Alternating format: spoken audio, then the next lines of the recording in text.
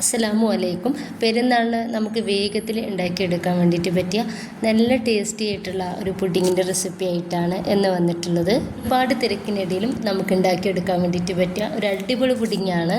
ഇതിലും സിമ്പിളായിട്ടുള്ള വേറൊരു പുഡിങ് ഉണ്ടാവില്ല കേട്ടോ. കിടിലൻ ടേസ്റ്റുമാണ്. അപ്പോൾ ഇത് ഉണ്ടാക്കുന്നത് എങ്ങനെയെന്ന് കണ്ടോക്കാം. കണ്ടുകൊണ്ടിരിക്കുമ്പോൾ ഇഷ്ടമാവുകയാണെങ്കിൽ നിങ്ങളുടെ സപ്പോർട്ടൊക്കെ ഉണ്ടാവുക. നമുക്ക് വീട്ടിലേക്ക് പോവാം. ഇതിന് വേണ്ടിയിട്ട് ഒരു സോസ് പാനിലോട്ട് 1 കപ്പ് പാല് ഒഴിച്ചെടുക്കുന്നുണ്ട്. ഇതിലോട്ട് 2 ടേബിൾ സ്പൂൺ പഞ്ചസാര ചേർക്കുകയാണ്.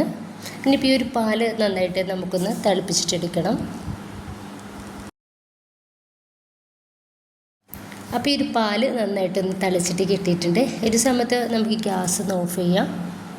ഞാൻ കുറച്ച് ബ്രെഡ് എടുത്തിട്ടുണ്ട്. ഈ ഒരു ബ്രെഡിൻ്റെ അരികൊക്കെ ഞാനൊന്ന് കട്ട് ചെയ്ത് ഒഴിവാക്കി എടുത്തിട്ടുണ്ട്. ഞാനിതുപോലെ ഒരു ഗ്ലാസിൻ്റെ പുഡിംഗ് ട്രെയിലാണ് ഒന്ന് സെറ്റ് ചെയ്യുന്നത്. അതിലേക്ക് നമ്മൾ തിളപ്പിച്ചെടുത്തിട്ടുള്ള ഒരു പാലിൽ നിന്ന് 1/4 ഭാഗം പാൽ ഒഴിച്ച് കൊടുക്കുന്നുണ്ട്.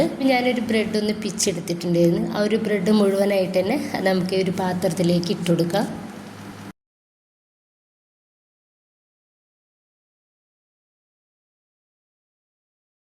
ഞാൻ മുഴുവൻ ബ്രെഡും ഒന്ന് ഇട്ടെടുത്തിട്ടുണ്ട്. ബാക്കി പാല് നമുക്ക് മുഴുവനായിട്ട് ഒരു ബ്രെഡിൻ്റെ മേലേക്ക് ഒഴിച്ചു കൊടുക്കാം. ഇനിയിപ്പോൾ ഞാനിവിടെ 1/2 കപ്പ് കണ്ടൻസ്ഡ് മിൽക്ക് എടുക്കുന്നുണ്ട്. അത് മുഴുവനായിട്ട് തന്നെ നമുക്കൊരു ബ്രെഡിൻ്റെ മേലേക്ക് ഒഴിച്ചു കൊടുക്കാം.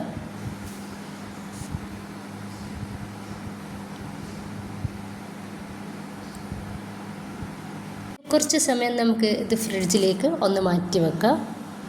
തണുത്തിട്ട് കഴിക്കുമ്പോഴാണ് ഏതൊരു പുഡിങ്ങും ഒന്നുകൂടി ടേസ്റ്റ് കൂടുക. അതിലിപ്പോൾ ഞാൻ വളരെ കുറഞ്ഞ ഇൻഗ്രീഡിയൻസിനാണ് ഈ ഒരു പുഡിങ് റെഡിയാക്കി എടുത്തിട്ടുള്ളത്.